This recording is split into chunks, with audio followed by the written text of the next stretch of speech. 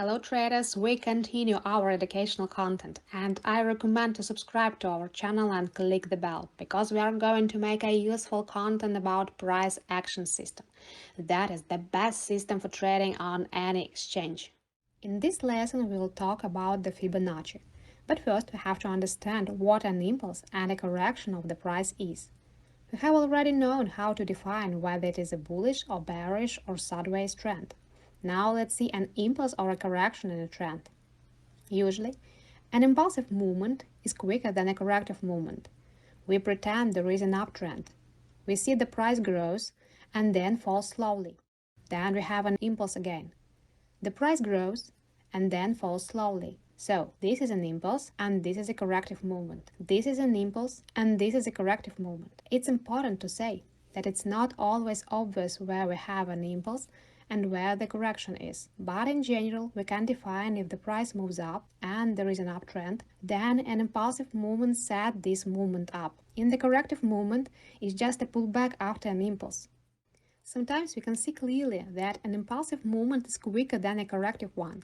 This is one more signal of who is stronger, buyers or sellers.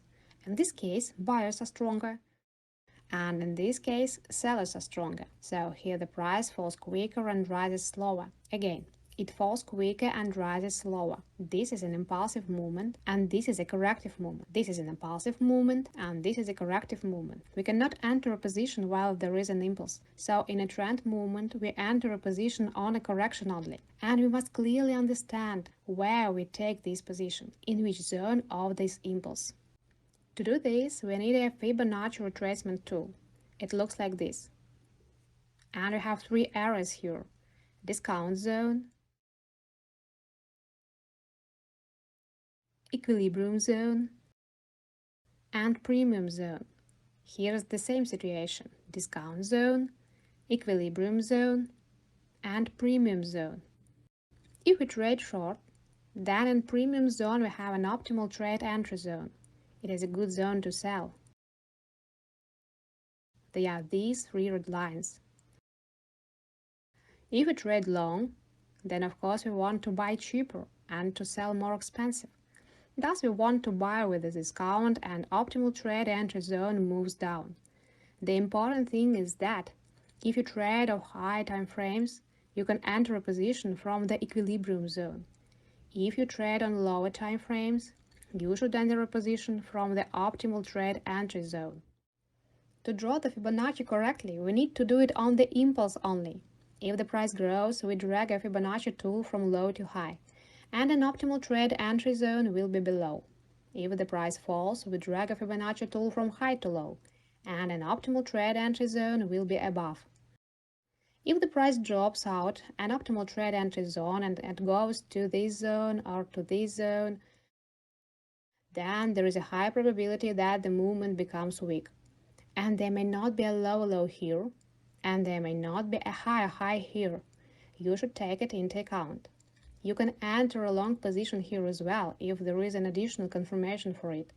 But you should understand that your targets cannot be as a next high high or low low, because most likely the movement will get slower and change the direction. Of course, that happens not always, but often, and certainly there are exceptions. Let's see how it looks on the chart. As an example, let's see atom chart. I want to point out that we use the Fibonacci in a trend only. We can use it in a range if this range is wide enough and there is a trend movement inside it. But anyway, we use the Fibonacci in a trend only. To draw it correctly, we need to find highs and lows first. On high time frames, we see this high and this low. We draw the Fibonacci and see the equilibrium zone here.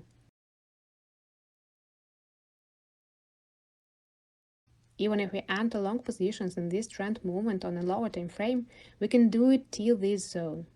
And the important thing is that the Fibonacci doesn't show us the exact point of entry. It shows the zone where we can enter a position with the additional confirmations for that. So we need to wait for the price in this zone and to find there are other instruments that tell us that the price is going to start from there. Say again, On the high time frame, we can use the equilibrium zone. On a lower time frame, it's better to use the optimal trade entry zone. In this case, we have an order block in this equilibrium zone. We will talk about it next lessons.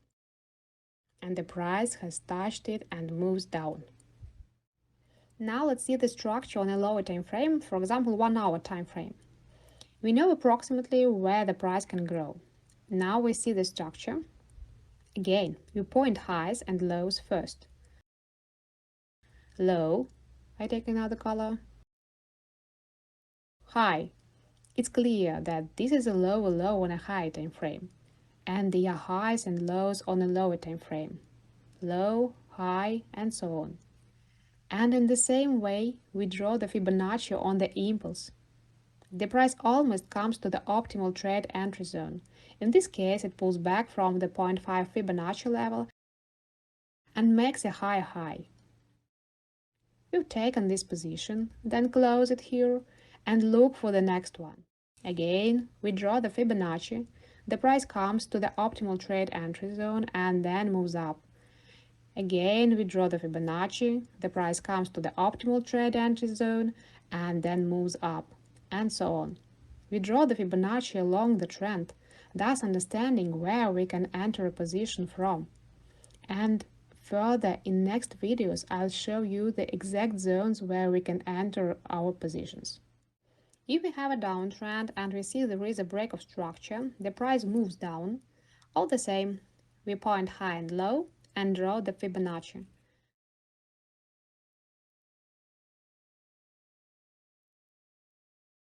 The price comes to the optimal trade entry zone and then goes down, making a new lower low. The Fibonacci can be used on any time frame. Even on lower time frames, it works the same.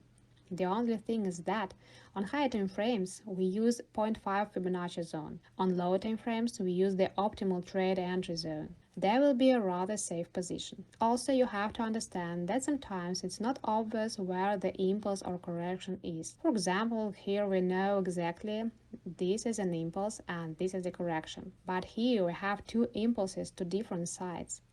Of course, we see the whole movement and see that it is an uptrend because it makes high highs. And we need to use several instruments at once to understand what trend it is and where we enter a position. Now it's clear with the Fibonacci retracement, but we have another type of the Fibonacci for the range. It looks like this.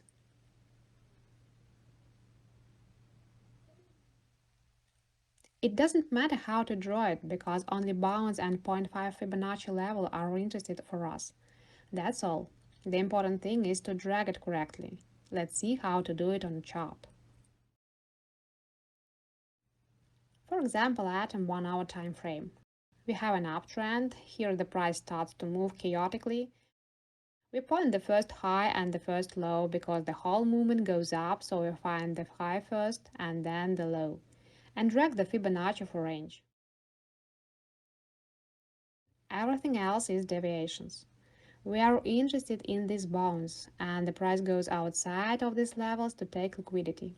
Let's check another example. Let it be matic for our time frame. And we see the price grows, then we find the first high, then the first low, and draw the Fibonacci. Here are deviations again. Even this big movement is a deviation too. Here we can see a range 2. The price falls down, that's why we point the first low, and then the first high, and drag the Fibonacci. The important thing is we need to see a reaction of a price on 0.5 zone. Sometimes it's not obvious, but if we have a good reaction, that means we define the range correctly. In this case, we see the reaction, and here we have a good reaction too. There are tests of this level and they are rather successful. That is all. Subscribe to our channel, click the bell. There will be a lot of useful content about price action and about trading in general.